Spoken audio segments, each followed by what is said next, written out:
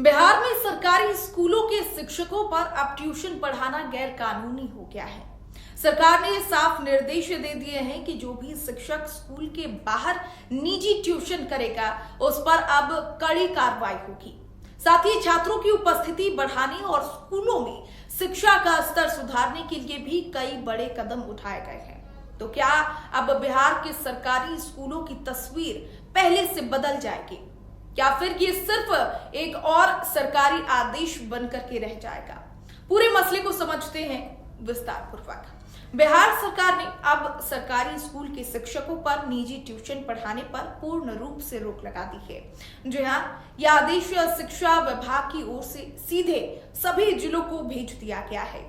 आदेशों में कहा गया है कि किसी भी सरकारी शिक्षक केवल स्कूल में ही पढ़ाएंगे। स्कूल के बाहर प्राइवेट कोचिंग या फिर ट्यूशन लेना पूरी तरीके से प्रतिबंधित होगा, गैर कानूनी होगा।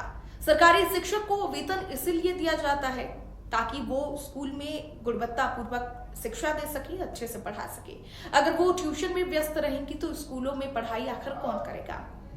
क्यों ये कदम उठाया गया वो भी बताते हैं। पिछले कुछ सालों में शिकायतें लगातार मिल रही थी कि सरकारी स्कूलों के शिक्षक बच्चों को स्कूल में अनदेखा करते हैं और निजी ट्यूशन पर ज्यादा फोकस करते हैं, ज्यादा ध्यान देते हैं। इससे न सिर्फ सरकारी शिक्षा व्यवस्था कमजोर हो रही है, ध्वस्त हो रही है, बल्कि गरीब बच्चों को भी नुकसान पहुंच रहा था जो कि ट्यूशन नहीं ले सकते थे। सरकार ने यह तय किया है कि अब इस पर सख्ती जरूरी है। सरकार अब जो सरकारी स्कूल के जो टीचर है वो जो सरकारी स्कूलों में पढ़ाते हैं वो ट्यूशन नहीं चला पाएंगे, वो बाहर से पैसा नहीं कमा पाएंगे।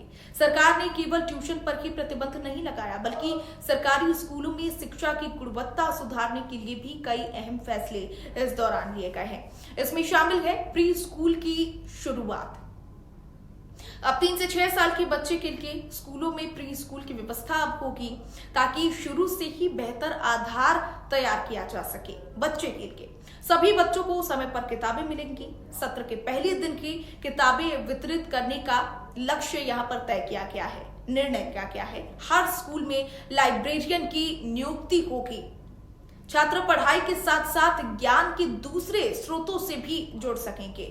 समर कैंप्स और एक्टिव लर्निंग होगी। गर्मियों की छुट्टियों में बच्चों के लिए समर कैंप्स और खेल आधारित यहाँ पर शिक्षा का आयोजन भी किया जाएगा। इसको लेकर भी फैसला सुनाया गया है। इस फैसले को लेकर के शिक्षकों में मिलीजुली प्रतिक्रिया देखने को मिल रही है। कुछ शिक्षक मानते हैं कि ये कदम बेहद जरूरी है, लेकिन कुछ इसे अनुचित भी बता रहे हैं। उनका कहना है कि जो शिक्षक ईमानदारी से स्कूल में पढ़ाते हैं उनके लिए ये नियम कठोर हो गया है और कठोर हो भी सकता है। बिहार सरकार का ये कदम निश्चित तौर पर साहसी है।